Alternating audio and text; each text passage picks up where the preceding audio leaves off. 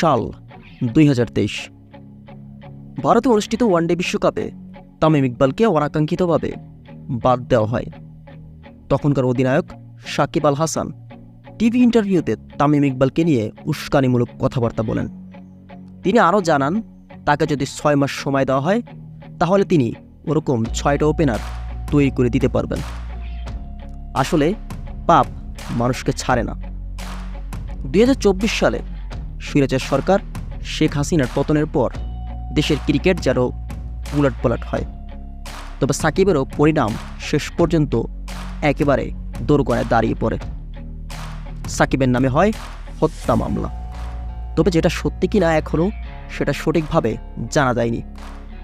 তবে সাকিব এর সঙ্গে জড়িত কিনা, যদি এটা প্রমাণিত হয়, সাকিবের হতে পারে অনেক বড় রকম শাস্তি। লোকে বলতো সাকিবের একদিন পতন হবে, তবে পতনটা কি এমন? হয়তো হতেই পারে। তামিম ইকবালের সাথে বর্তমান যুব ক্রীড়া উপদেষ্টা আসিফ মাহমুদ সজীব ভুঁইয়ার দারুণ সম্পর্ক। তবে তামিম চাইলেই পারতেন সাকিবকে যেভাবেই হোক দল থেকে ছেঁটে ফেলতে, কিন্তু তামিম তা করেননি। তামিমের এমন মহা অনুভবটা আপনি শুনলে হয়তো অবাক হবেন। সাকিবকে ফাঁসানো তো দূরের কথা, সাকিবের এমন বিপর্যয় তামিম গোপনেই এগিয়ে এসেছেন।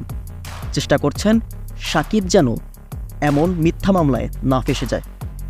তবে সেক্ষেত্রে আরেকটা বিষয় লক্ষণীয় যে সাকিবের ফ্যান ফলোয়াররা রীতিমতো তামিমকে নিয়ে ট্রোলে বন্যায় ভাসিয়ে দিত। তবে তামিম যেন এক বড় উদারতার পরিচয় দিয়েছেন। তামিম এমনই হন, তবে সাকিব আবারও ফিরবেন নিজের রূপে, এমনটা দেখার প্রত্যাশায় গোটা ক্রিকেট সমর্থক।